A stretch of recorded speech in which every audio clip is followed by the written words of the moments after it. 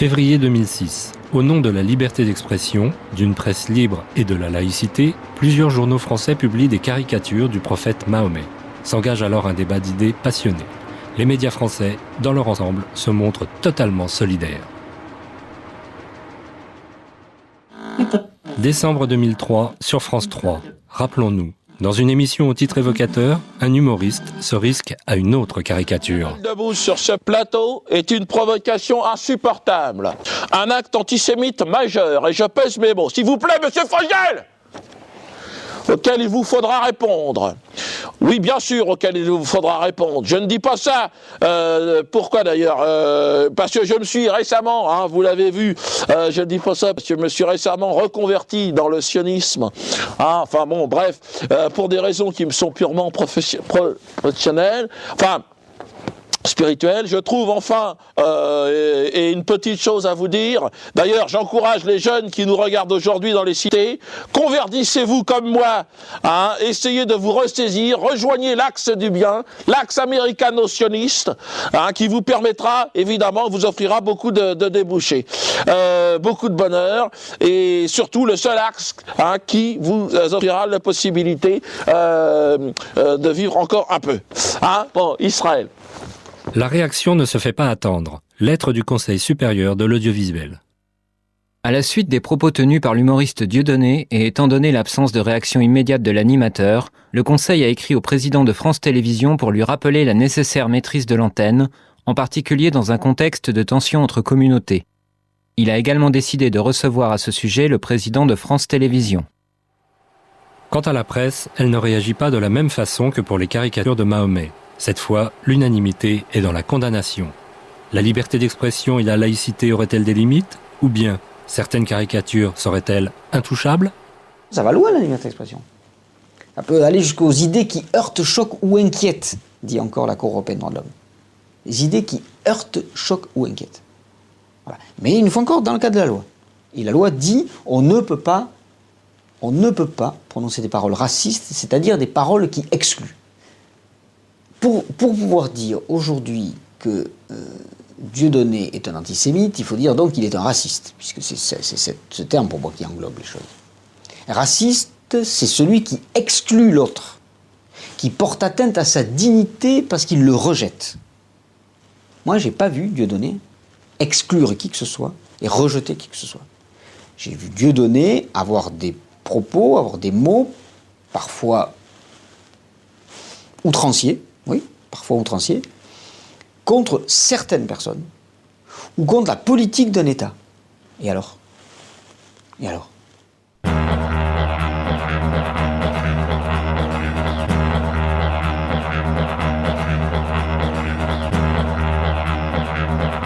Petit rappel historique. Dieudonné Mbala Mbala est né en février 1966 d'un père camerounais et d'une mère bretonne. Jeunesse sans histoire dans la banlieue parisienne. La France entend parler de Dieudonné à la fin des années 80, quand son nom est associé à celui d'un certain Elie Semoun. Naissance d'un formidable duo d'humoristes qui allait durer 7 ans et les porter tous deux au sommet de la gloire avec des sketchs qui abordaient déjà des sujets sensibles. Bokassa, les chimpanzés là qui courent partout dans la résidence là, ils sont numérotés là? Parce que c'est pas de plus ou un de moins, enfin je me comprends. Ah bon? Vendredi, on organise un safari avec les voisins. Et puis la pirogue, là, que tu gares en bas du parking, va falloir la mettre ailleurs, n'est pas en Afrique ici, enfin, je me comprends. Faut pas s'énerver comme ça, quoi, comme une petite puce, quoi, n'a pas rentré palestinien, là, quoi, c'est pas dimanche, quoi. T'as pas mis la galette et les guirlandes, là, quoi.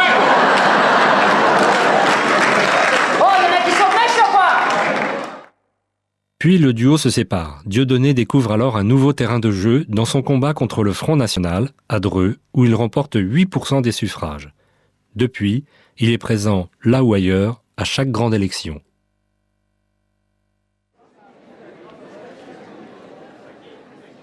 Maintenant en solitaire, il enchaîne spectacle sur spectacle, avec déjà quelques soucis judiciaires. En fait, la première affaire, c'était quand il était poursuivi par la Griffe, cette association catholique d'extrême droite, qui lui reprochait d'être raciste, anti-blanc et anti-chrétien. Ah non, mais ça m'énerve. Moi, les religieux m'énervent. Je revois toujours Dieudonné expliquant au président de la chambre d'appel, Monsieur le Président, ça ne vous aura peut-être pas paru évident, mais je suis blanc. Ça permet de vous dire que le juge s'est demandé s'il se moquait de lui. Tous les religieux, tous, ils m'énervent. Ah non, mais ça suffit. Donc c'était le premier procès que je plaidais pour lui et la première relaxe.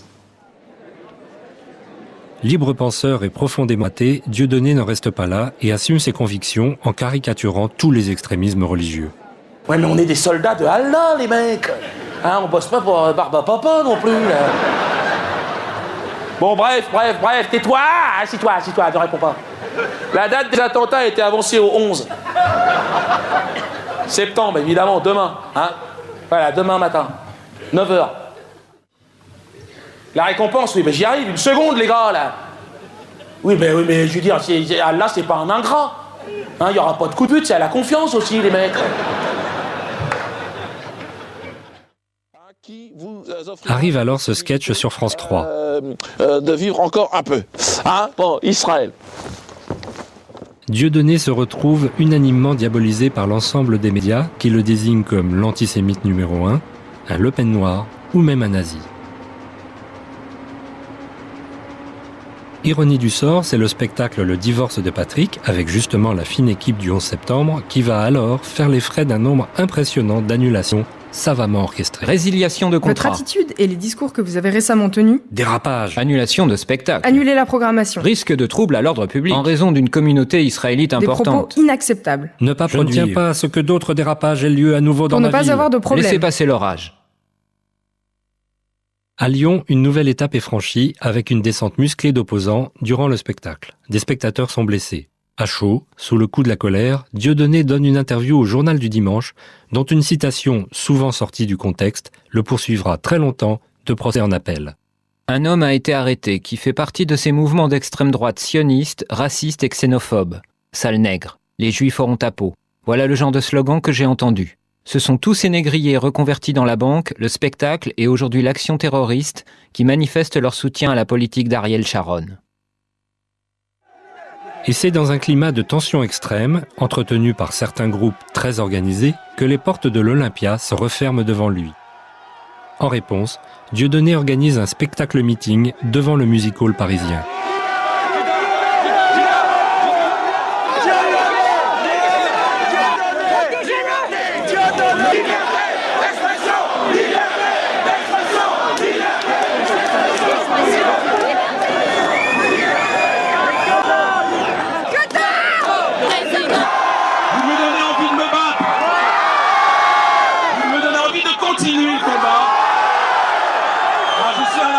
C'est vrai, aujourd'hui on me retire la parole. Bon, moi je me refuse totalement en même temps à me laisser justement entraîner pour dire qu'il s'agit là d'un complot. Non, il s'agit de de groupuscules qui ont décidé de le mettre à mort professionnellement. Ça c'est clair, ils s'en sont pas cachés d'ailleurs. Exemple de mail circulant sur Internet. Dieudonné est annulé à l'Olympia. Nous avons gagné. Je voulais remercier tous ceux qui ont appelé et envoyé des fax. L'Olympia parle dans la presse de pressions incessantes, entre 350 et 400 coups de téléphone par jour, de façon constante et durant toute la semaine. Dieudonné est annulé à Deauville, Le Mans, Roanne, avec ça, vous pouvez ajouter les incidents de Lyon, dont je suis très fier. Je suis très fier aujourd'hui de dire que nous, les Juifs, avons été à la hauteur. Je remercie aussi les nombreux Juifs nous ayant critiqués et appelés des milliers de fois pour nous insulter et nous parler de liberté d'expression. Les Juifs qui étaient contre nous étaient nombreux, et je les remercie de nous avoir apporté une motivation en plus. En écho à ces mois mouvementés, Dieudonné crée alors un nouveau spectacle, Mes excuses, et en remet une couche dans l'autodérision avec une affiche pleine de tact.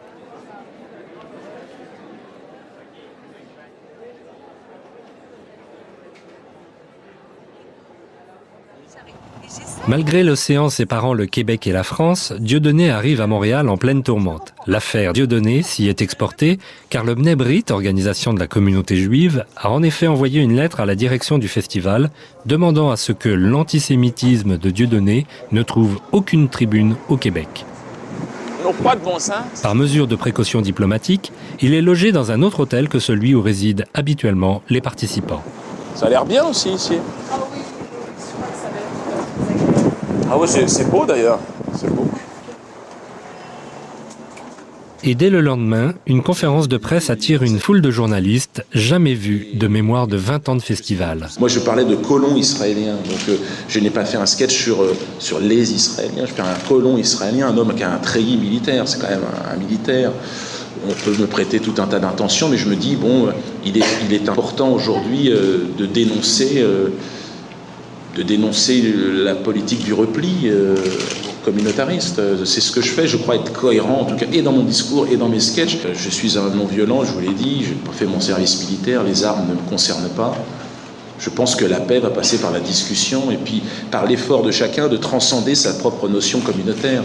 C'est-à-dire de se dire, voilà, j'appartiens avant tout à l'humanité. Et la paix, à mon avis, viendra de l'effondrement, de la dissolution de ces frontières. Mais c'est un concept, je suis prêt à en discuter, peut-être que j'ai tort. Je suis directeur général du Congrès juif canadien, région du Québec, qui est affilié au Congrès juif mondial et tout ça. Et on est ici pour vous entendre. On va être là soit samedi ou la semaine prochaine pour voir le spectacle. Et pour nous, il y a deux principes, deux enjeux très importants ici au Québec. Un, c'est évidemment votre droit, M. Roson, d'avoir booké ce show et Dieudonné de le livrer. C'est un principe sacré, la liberté d'expression. Et surtout quand on parle de la domaine de l'humour, il faut que les contraintes soient assez larges. On est une communauté très dévouée à la liberté d'expression, c'est évident. En même temps, il y a des contraintes, il y a des limites à ça, pour assurer l'humanisme et tout ça, et je ne peux pas faire pousser, c'est pourquoi on va venir vous voir avec grand intérêt, de faire une rencontre, ça nous ferait grand plaisir aussi, de voir si de notre lecture, et peut-être la lecture des Québécois, nous tous, ça risque de dépasser les limites. On ignore si oui ou non, c'est pourquoi on va être là pour assister au show, mais on défend avec acharnement évidemment votre droit de faire le spectacle. Y a-t-il des limites en même temps? Oui. C'est en tout cas passionnant et c'est tout l'objet de mon travail, ouvrir ce débat. Et si mon travail peut faire en sorte qu'on ait des choses à se dire, à parler ensemble, dites là, selon moi, c'est parfait, je suis prêt à entendre tout ça. Il faudrait vraiment qu'on ressente et que ça soit clair de façon évidente que les propos qu'il tient sont haineux et encouragent le mal, quelque chose de malicieux. Je ne l'ai pas ressenti comme ça. Je l'ai fait voir par beaucoup de gens autour de moi, de mon équipe. Tout le monde en a été enchanté. Au contraire, on trouve que ça fait avancer. Et même, j'ose même prétendre que ça contribue à atténuer les tensions. À l'inverse de ce à quoi est habitué Dieudonné en France, au Québec, le dialogue semble possible. Un avocat du Bnei Brit accepte même un débat contradictoire sur la chaîne de télévision publique Radio-Canada. Ah oui, là, c'est la réaction, là. C'est la NASA. C'est à l'américaine, dites donc. C'est magnifique, ce cadre. Oui. Mon réalisateur me demande, votre super, on va mettre Dieudonné Mbala Mbala? Oui, c'est bien, c'est mon nom, si vous voulez. C'est bon, Jean. Et après, est-ce que je peux vous appeler Dieudonné? Mais oui, je comprends bien. J'ai juste peur de me Je comprends. Okay. Mesdames et messieurs, bienvenue à la part des choses. La présence de l'humoriste Dieudonné à Montréal provoque une mini-controverse. L'artiste français a été accusé à plusieurs reprises de pratiquer un humour antisémite. Peut-on se moquer des Juifs sans se faire accuser d'antisémitisme? Y a-t-il des religions dont il est plus politically correct de se moquer? C'est la question qu'on se pose ce soir.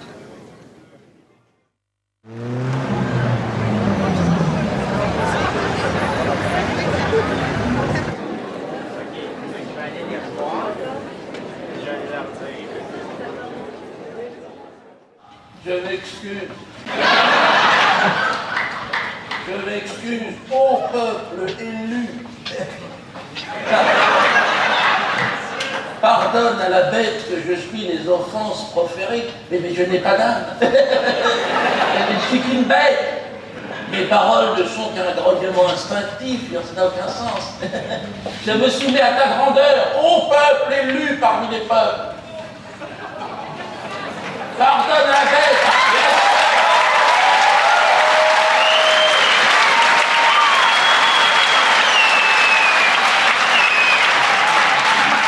Merci de m'avoir épargné.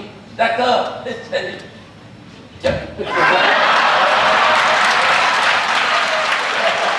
Après le spectacle, le verdict tombe.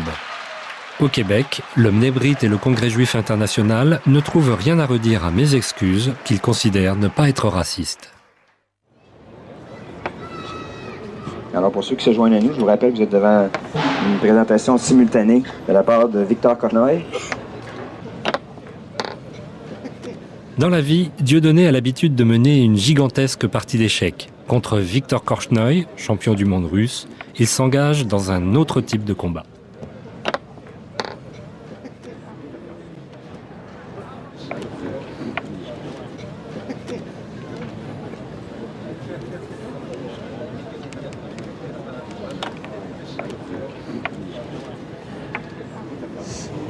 Non, un abandon déjà. Il n'y a pas grand-chose à faire, je crois. Enfin, bon, bah, la résistance, c'est de la résistance.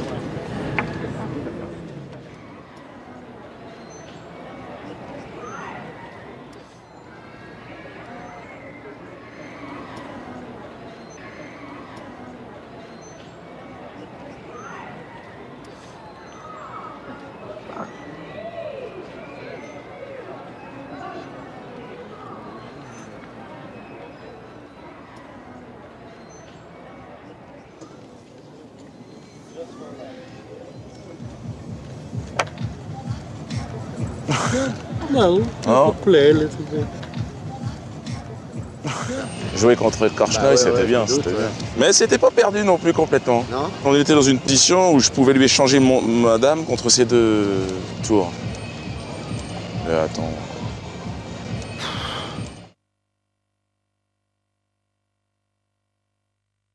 Le rabbin Haïm Korsia, conseiller du grand rabbin de France, avait envisagé d'emmener Dieudonné, parmi une centaine d'autres invités, lors d'un voyage du souvenir à Auschwitz. Devant le tollé provoqué par cette proposition, décision est finalement prise d'annuler la venue de l'humoriste. Moi, je voulais que tu prennes conscience d'abord, et tu l'as senti tout de suite, que ton sketch avait blessé des gens. Au-delà de ce que la justice peut dire. La justice, elle dit, d'après les lois, c'est pas antisémite. Mais les lois, c'est une chose, et la morale, c'en est une autre. C'est-à-dire que il y avait des gens qui étaient touchés, blessés dans ce qu'ils sont, d'où mon invitation. Mon invitation, c'était de dire, viens voir pourquoi ils sont si sensibles.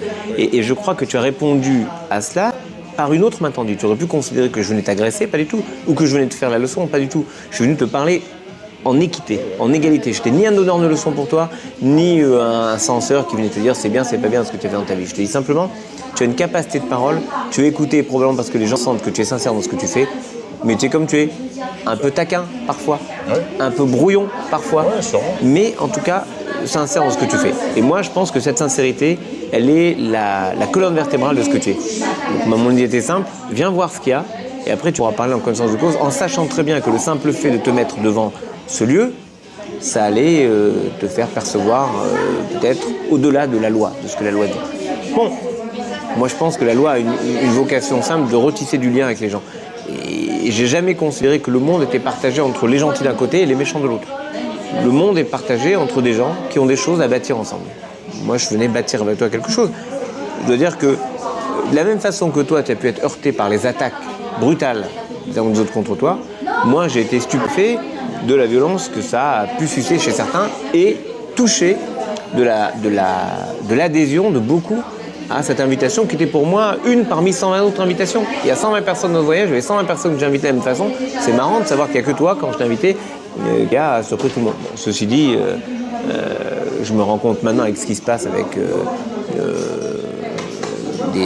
un révisionnisme latent chez certains, que les véritables ennemis de la République et de la démocratie, c'est ni toi ni moi, me semble-t-il, c'est d'autres, et on a intérêt à mettre en commun nos forces pour lutter contre ça, c'est-à-dire pour faire revenir une volonté d'être ensemble, une volonté de vivre ensemble dans cette société. Moi, je le fais dans les cercles dans lesquels je suis entendu, toi, tu le fais dans les cercles dans lesquels tu es entendu. Voilà, c'est simple. C'est-à-dire que j'estime qu'il y a des gens avec qui il n'y a plus rien à dire. Il y a un moment où des gens se mettent dans une telle situation qu'ils coupent toute possibilité de parole. Je pense que non seulement tu n'étais pas à ce niveau, mais tu crois en des choses dans lesquelles je crois. Tu crois dans les hommes, tu crois dans le rire, tu crois dans la République, tu crois dans la capacité qu'on a à changer le monde. Moi, je crois en ça aussi. Alors, de ce point de vue-là, j'assume cette invitation. Et le geste qui est important là-dedans, c'est je veux comprendre ce qui vous arrive. Et je comprends que c'est là que ça se passe, la spécificité de ce qui vous arrive. Bon, bien sûr qu'il y est avec moi, ça veut dire quelque chose. C'était mieux. Mais y aller seul, lui seul, c'est partager le voyage d'une autre façon. Bon, ben, en tout cas, si tu vois que les choses évoluent, n'hésite pas, moi je serai prêt à partir. Je suis sûr que c'est une excellente idée. Et je sais que derrière, je pense qu'il y a plein de gens qui pensent que c'est une bonne idée. Surtout que le Front National est en train de bouger. Voilà. C'est eux les ennemis. Voilà, c'est nos ennemis communs. Marche. Ciao.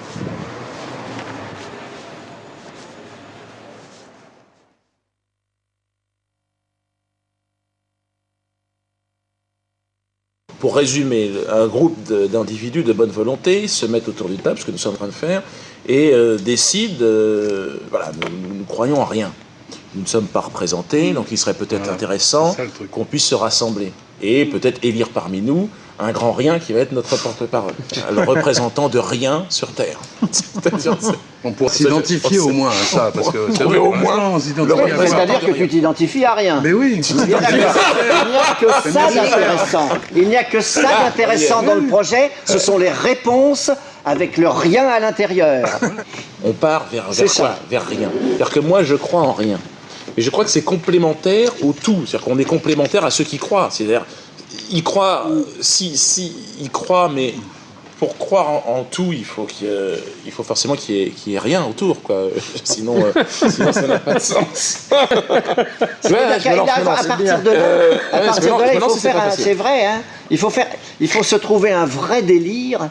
Et à l'intérieur de ce délire, on va avoir, parce qu'on en a trouvé plein, il y aura des formules choc. Et ce sont ces formules choc qui feront que nous pourrons avancer dans quelque chose de très personnel. Moi, il m'est arrivé tout un tas de trucs ces derniers temps par rapport aux religieux, par rapport aux religions, et j'ai bien réfléchi, quoi. Je me suis interrogé. Je pensais qu'on était, il y a un vrai projet républicain, liberté, égalité, fraternité. Je me suis aperçu que c'était pas la réalité.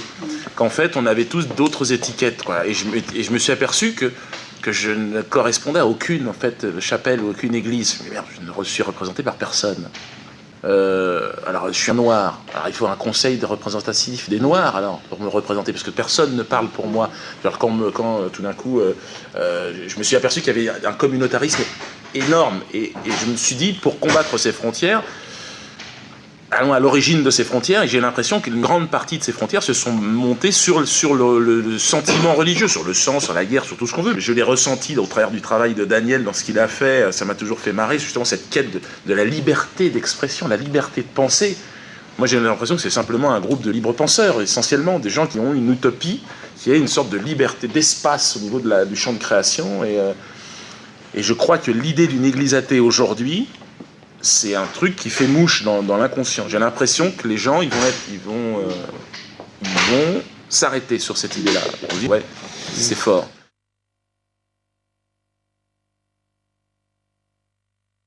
Au moment du décès de Yasser Arafat, 4 rabbins ultra-orthodoxes viennent à Paris se recueillir devant la dépouille du président défunt. Leurs paroles, politiquement très incorrectes, ne trouvant aucun lieu pour s'exprimer, Dieudonné, au nom de la liberté d'expression, leur propose son théâtre pour une conférence de presse. Alors, ceci n'est pas un sketch. Hein, pas confondre. Quelques rares journalistes y assistent, pas un article n'a été publié. Nous avons le plaisir d'accueillir ici 4 rabbins extraordinaires qui représentent le mouvement Naturae Carta, les protecteurs de la cité, qui sont radicalement antisionistes et qui ont tout de suite accepté l'invitation de venir ici dans le théâtre de Dieudonné parce qu'ils savent que dans le monde entier, on essaye d'empêcher les gens de réfléchir et d'agir selon leur intuition, leur bonté, leur qualité spirituelle, en les accablant sous les accusations d'antisémitisme. Donc même sans connaître Dieudonné, ils étaient persuadés que c'était une accusation infondée. Et donc je pense qu'il y a beaucoup d'échanges qui peuvent avoir lieu entre toutes les sensibilités tellement variées que nous représentons. Étant donné la raison de ma présence parmi vous, je pense qu'avant d'aborder les sujets que je vais traiter, je me dois d'évoquer la mémoire du président Abou Ammar Yasser Arafat, qui était un homme exceptionnel, sortant de l'ordinaire. Pour le peuple juif, contrairement à la croyance populaire, c'était également une personne à l'esprit clair. Il avait une vision de l'avenir, une compréhension très profonde de ce qu'est vraiment le judaïsme et de ce qu'est le sionisme.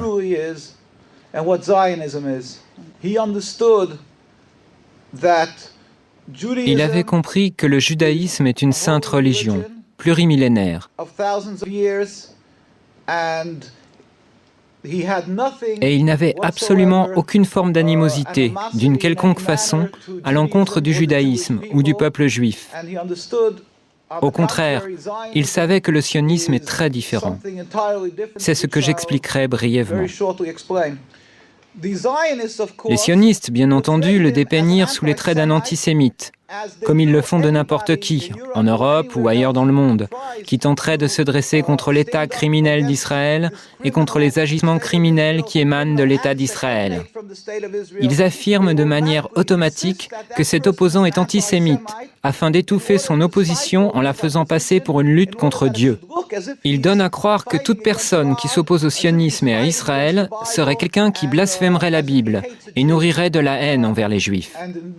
Maintenant, je vais vous expliquer brièvement ce qu'est le sionisme. Comme je vous l'ai dit, le judaïsme est une religion plurimillénaire. Elle remonte aux patriarches Abraham, Isaac et Jacob. Le sionisme est à peine centenaire, créé par Theodor Herzl et ses amis, des gens totalement athées, des gens qui étaient totalement étrangers à la religion, qui détestaient la religion. D'après la croyance juive, depuis la destruction du Temple il y a près de 2000 ans, c'est-à-dire depuis l'exil du peuple juif, Dieu a fait jurer au peuple juif de ne point tenter de retourner en masse sur la terre d'Israël.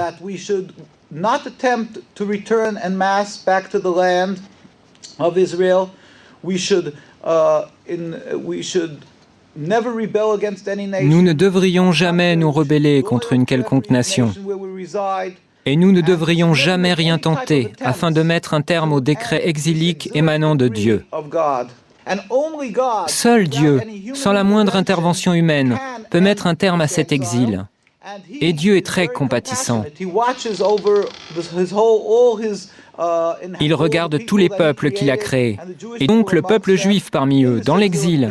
Et c'est quand il jugera le moment opportun qu'il mettra immédiatement un terme à l'exil. Il se produira alors une révolution métaphysique dans le monde.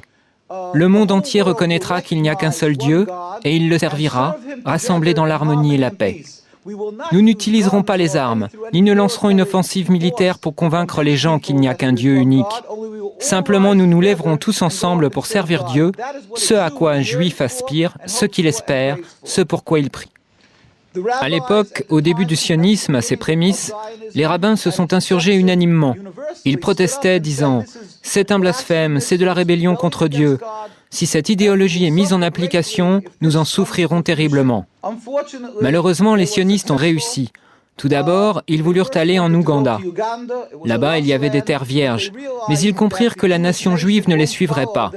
Aussi se jouèrent-ils et abusèrent-ils des espoirs et des aspirations que pouvait entretenir tout juif à retourner à Jérusalem, et ils leur dirent « Nous sommes en train de vivre les prémices de la rédemption.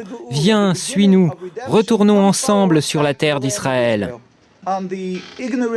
S'appuyant sur l'ignorance des multitudes non-juives dans le monde entier, ils abusèrent de leur compassion, escomptant qu'elle prendrait pour argent comptant ce que dit la Bible, à savoir que cette terre appartient aux Juifs, et diraient qu'on leur donne la terre.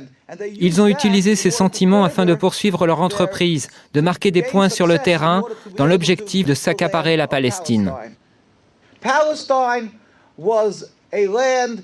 La Palestine était un pays peuplé d'êtres humains, les Palestiniens, c'est-à-dire les Arabes habitant cette contrée, ainsi que des Juifs orthodoxes qui craignent Dieu. Et tous dirent comme un seul homme, « Nous ne voulons pas d'un État d'Israël, nous ne voulons pas de ça. » Et étant donné que les sionistes ont usurpé la terre, qu'ils sont allés en Palestine et qu'ils l'ont volée au peuple palestinien, ils ont soumis ce peuple par la force des armes, puis ils l'ont expulsé.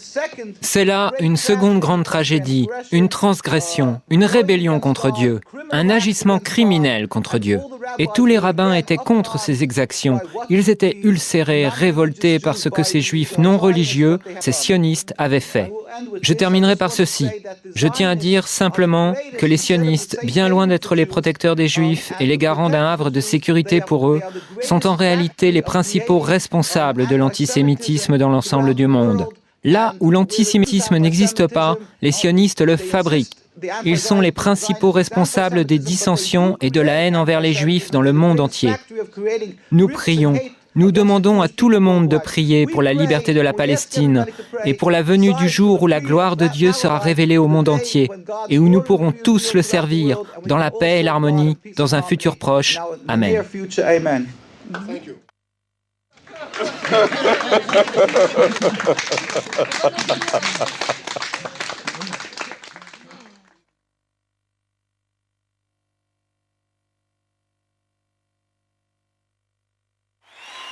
Sans publicité ni promo médiatique, Dieudonné joue Mes excuses ce soir-là devant 5000 personnes au Zénith. À la fin du spectacle, 3 personnalités viennent apporter leur soutien.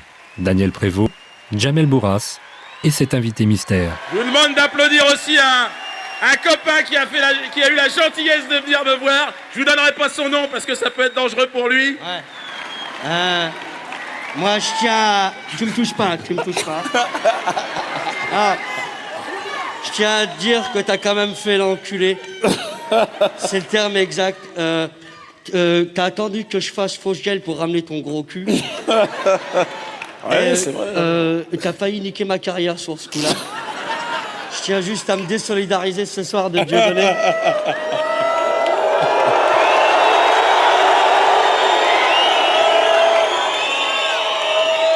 Ah ouais? C'est pas vous qui avez été obligé de faire Drucker avec Enrico Macias. C'est pour ça on est plein de cul.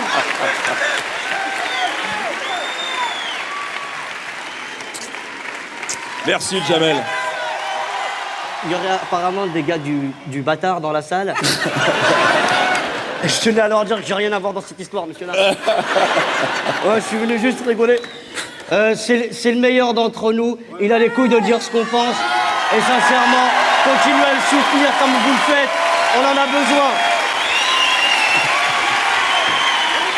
Merci. Merci, Jamel.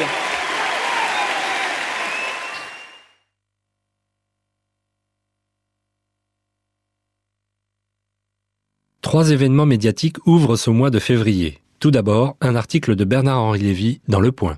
Dieudonné, fils de Le Pen.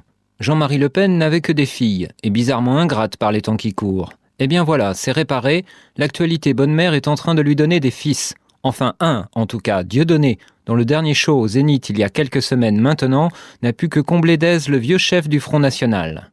Pour mémoire, c'est ce même spectacle qui, quelques mois plus tôt, avait été jugé non raciste par le Mnebrit et le Congrès juif canadien à Montréal. Vient ensuite, à la rubrique antisémitisme, le retournement de Jamel Debbouze dans Le Figaro. J'ai compris depuis qu'on ne pouvait pas rire de tout, avec tout le monde. Puis le dîner annuel du CRIF, le Conseil représentatif des institutions juives de France, devant un parterre de ministres, dont le premier, à l'époque Jean-Pierre Raffarin, qui dans un discours d'une belle syntaxe, s'en prend, sans le nommer, à Dieudonné. Je condamne ici fermement ceux qui font du racisme un fonds de commerce, un fonds de salle pour certains artistes qui cherchent à faire applaudir la haine. Qu'ils sachent qu'en aucune façon leur notoriété ne les met pas hors la loi. Et enfin, le discours du président du CRIF, Roger Kuckerman, pointe quant à lui un antisémitisme français en pleine croissance, mais contient également quelques perles, comme celle-ci. Les sanctions seules, de toute façon, ne suffisent pas. Les enseignants ont la lourde tâche d'enseigner à nos enfants, en plus des programmes normaux, l'art de vivre ensemble, l'histoire des religions, de l'esclavage, de l'antisémitisme. Un travail de vérité s'impose aussi pour inscrire le sionisme, ce mouvement d'émancipation, dans les grandes épopées de l'histoire humaine, et non comme un fantasme repoussoir. Heureusement, quelques voix s'élèvent pour dénoncer ces dérives, comme dans Marianne, celle de Jean-François Kahn, non soupçonnable d'être un fan de Dieudonné. Le samedi 12 février se tenait à Paris le dîner annuel du CRIF. 800 personnes, 200 hautes personnalités de gauche et de droite, 16 ministres, oui, 16. Et alors, on assista à cette scène inouïe. Le président du CRIF taillant en pièces la politique étrangère de la France, rendu responsable de l'antisémitisme, et les 16 ministres courbant honteusement leur tête vers leur assiette. Ce jour-là donc, un incroyable renfort fut apporté à l'immonde rhétorique de Dieudonné. Le CRIF fut érigé en représentant d'un lobby tellement puissant qu'il peut impunément humilier sans risque de retour à l'envoyeur 16 ministres de la République d'un coup. Et au sujet du président du CRIF, pourquoi a-t-on élu un imbécile à un poste aussi stratégique ?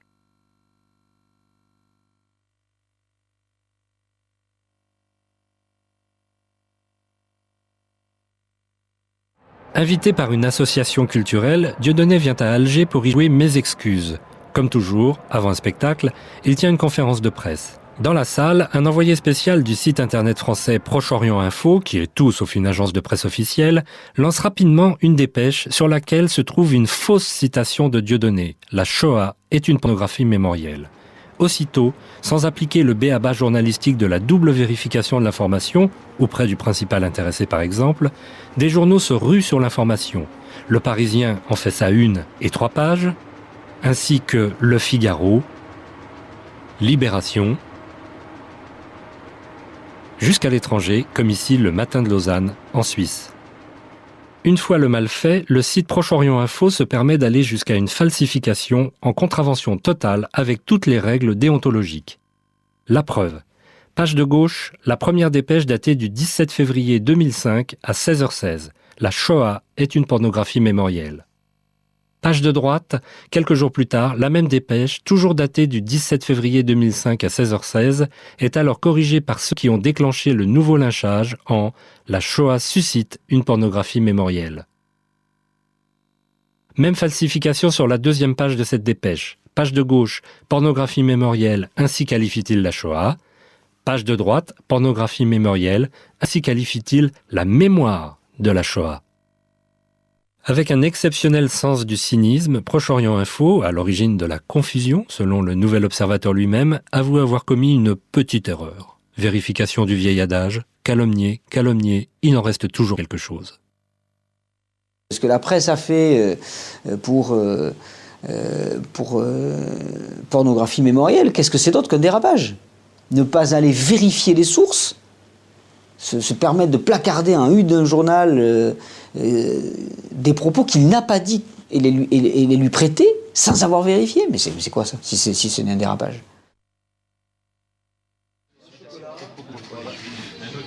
Je leur cours après, j'arrive dans la rue, là je compte pour les flics, et on est parti. Et moi j'étais derrière, ouais, là c'est eux, alors on s'est arrêté, c'est moi qui suis sorti en premier. Ah c'est toi qui es sorti en premier. J'ai arraché carrément la portière, la poignée. C'est pas vrai. Ah oui, mais j'étais nerveux, les gars m'avaient batté comme... Et puis finalement... les flics sont arrivés, bon là ils ont commencé à sortir. Ils n'avaient pas s'en servir, c'était jamais servi. Bougez pas. Alors ils ont fait ça comme ça, menottes. En métropole, cette information intéresse peu les journaux qui n'y consacrent que quelques lignes et oublient souvent de signaler les séjours prolongés des agresseurs de Dieudonné en Israël. Seule France Antilles y consacre plusieurs unes. Comment ils vont faire SOS Racisme là ? Allez, on a 4 mecs qui ont avoué avoir savaté un nègre en traitant de sale nègre à Fort-de-France. Qu'est-ce qui se passe ? Vous faites quoi, vous ? Oui. Effectivement, le soutien d'Aimé Césaire hier, ça a été le point ultime, quoi. Jugés en comparution immédiate, les 4 agresseurs de Dieudonné écopent d'1 mois de prison ferme et font des excuses. Nous avons été manipulés par une propagande médiatique qui n'était pas la réalité. Nous avons rencontré Dieudonné lors de la confrontation hier et nous nous sommes aperçus qu'il n'était pas celui que l'on prétendait. Je dirais qu'effectivement, le citoyen que je suis regrette que le militant Dieudonné se perde, parce que pour moi c'est se perdre, dans des propos comme pornographie mémorielle qui sont totalement, pour moi, inutiles, contre-productifs, même si, une fois encore, je considère que ce ne sont pas des propos antisémites, tels qu'ils ont été prononcés. C'est pas la peine d'aller raviver, c'est pas la peine... Non, non. La Shoah était une chose suffisamment horrible pour que, pour moi, aujourd'hui, elle ne justifie aucune provocation, aucune... Non. Le respect et le silence.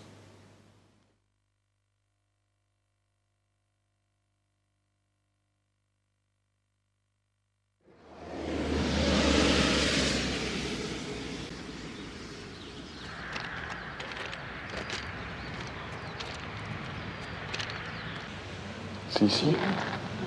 C'est ça?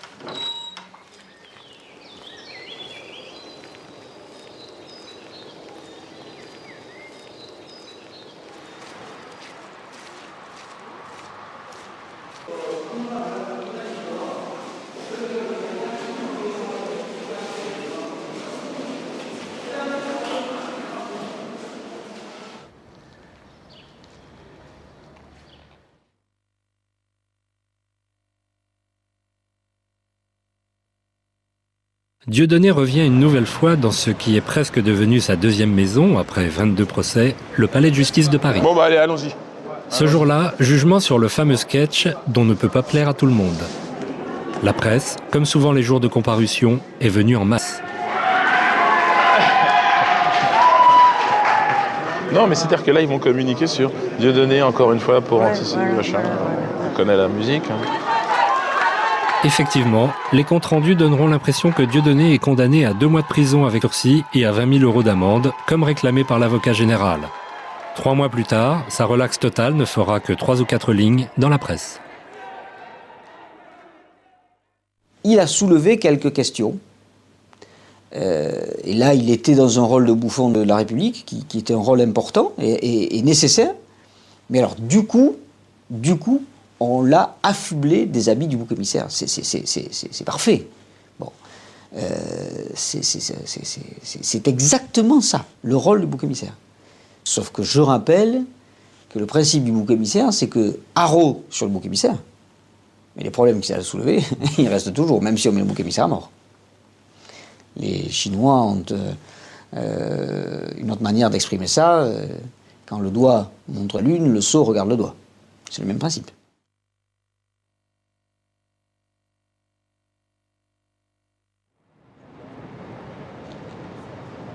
De retour à Montréal, Dieudonné vérifie à nouveau la liberté de ton des médias québécois. Vous êtes au 98.5 FM, le FM Parler de Montréal, et c'est avec grand plaisir qu'on accueille Dieudonné. Dieudonné, il y a quelques années, a participé à un sketch à la télévision où il se moquait, et vous me corrigerez si je suis dans l'erreur, des sionistes. Oui. Là, il y a une différence entre les juifs et les sionistes. Les juifs, c'est une religion. Les sionistes, c'est la branche extrémiste qui vraiment, en Palestine, entre autres, ils sont en train d'occuper des territoires et puis de faire reculer les Arabes. Alors, il a fait un texte critiquant les sionistes. Et là, du jour au lendemain, parce que lorsqu'on critique Israël, et lorsqu'on critique les sionistes, pour certaines personnes, on est nécessairement antisémite, ce qui est complètement con. Vous avez fait un spectacle pour répondre à ces gens-là qui s'appelle Mes excuses, qui a été présenté l'an dernier, je crois, à Montréal. Un spectacle exceptionnel, d'un courage incroyable. Et puis, ça avait fait, lorsque ça a été présenté à Montréal, il y a eu des débats pendant une semaine, on devrait faire interdire ça. C'est une honte que M. Roson accueille Dieudonné dans son festival. Il y a eu même, on a envoyé des gardiens de la communauté juive là, qui étaient là au spectacle pour voir si c'était acceptable ou pas. Vous avez eu le feu vert, là. Vous avez eu leur bénédiction. Oui. Les Juifs vous ont dit que c'était correct. Ils vous ont donné la permission de continuer à faire votre spectacle. Oui, c'est ça. Vous êtes content, quand même. Ils m'ont donné cette permission-là. Non, mais c'est bien résumé. Ce que vous avez dit là, sur une radio française, je ne l'ai jamais entendu. Je pense qu'on ne peut pas s'exprimer de cette façon-là. Sérieusement? Ah ouais? Je vous le dis. Une autre heureuse surprise, organisée par Gilbert Rozon, président du festival Juste pour rire, attend Dieudonné. Séquence retrouvailles. Où est-ce qu'il est le directeur artistique, là? J'aimerais bien les voir, ces imitateurs-là. Leur mission, commenter la prestation de deux imitateurs d'Élie et Dieudonné dans l'émission de Laurent Ruquier sur France 2. On va partir en improvisation. On va partir. Non, mais vous comprenez 15 ans... Tais-toi, Gilbert. 15 ans de... C'est ça, les vieux ringards. Ok, c'est bon. On a 15 ans. Vous l'avez trouvé pas mal? On commence par un faux rire. On nous a pas... Hein? On commence par un faux rire. Bah oui. Deux prises sont alors tournées.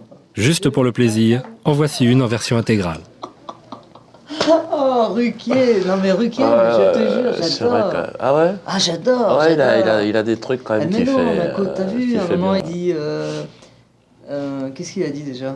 Oui, c'est ça, c'est ça qui m'étonne. Je bien, parle pas en fait. Hein? Par contre, quasiment pas. les J'ai deux... l'impression qu'il y a un type derrière qui lui fait tous ces dialogues. Mais les deux là, non. T'allais dire? Les deux, affligeants. Bien, qui ils imitent qui? Je sais pas.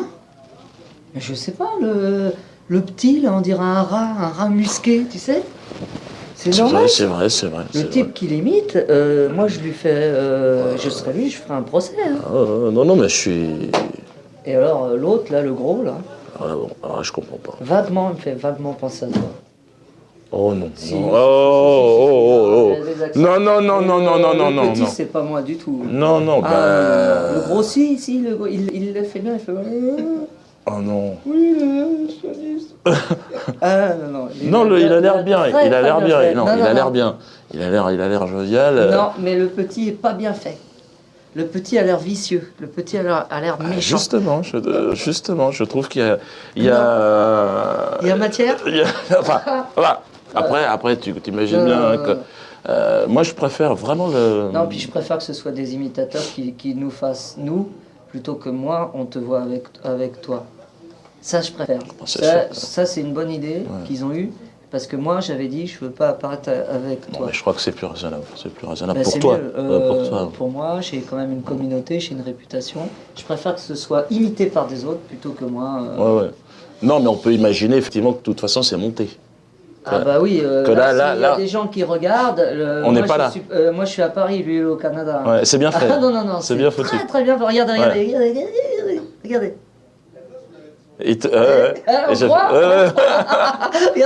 encore. Vas-y. Attends. Et moi, je sens tu peux pas laver les mains d'ailleurs, mais c'est très bien fait. La technique est extraordinaire. Parce qu'évidemment, c'était pas possible. Ah bah non. Ils ont recréé en fait avec un système d'hologramme. C'est fou, hein? Ouais. Regardez. Ça, c'est bien foutu, c'est super. Parce que là, on a vraiment... Comment tu peux faire ça? Je sais pas, tu sais, c'est les Américains. Hein. C'est étonnant, Un système qui a été inventé à Tel Aviv. Hein? Je crois que là, on aborde des sujets qui sont un petit peu sensibles. C'est fou, hein? Bon, Aristide.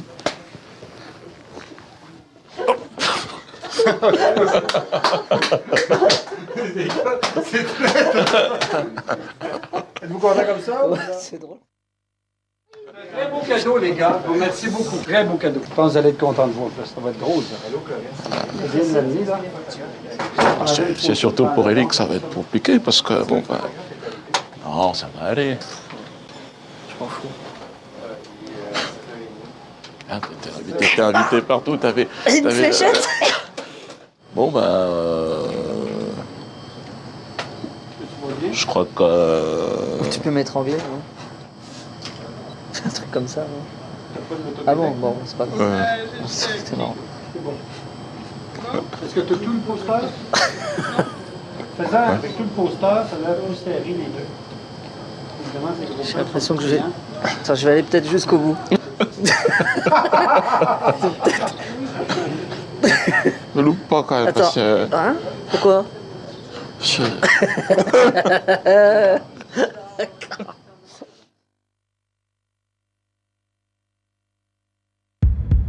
Depuis l'été 2005, Dieudonné a été relaxé pour son sketch dans l'émission de Marc-Olivier Fogiel. La presse en a très peu parlé. Marc-Olivier Fogiel a été condamné pour injure raciale suite à l'affaire des faux SMS diffusés en décembre 2003 au cours de son émission. La presse en a très peu parlé. Il n'a pas fait appel de cette décision de justice et présente toujours « On ne peut pas plaire à tout le monde ». Dieudonné a été dénoncé par certains comme responsable du meurtre d'Ilan Halimi. Dieudonné a été condamné pour injure raciale suite à son interview dans le Journal du Dimanche en février 2004. La presse en a énormément parlé. Il a fait appel, la presse l'a peu dit. Dieudonné a annoncé sa candidature à l'élection présidentielle de 2007. À suivre.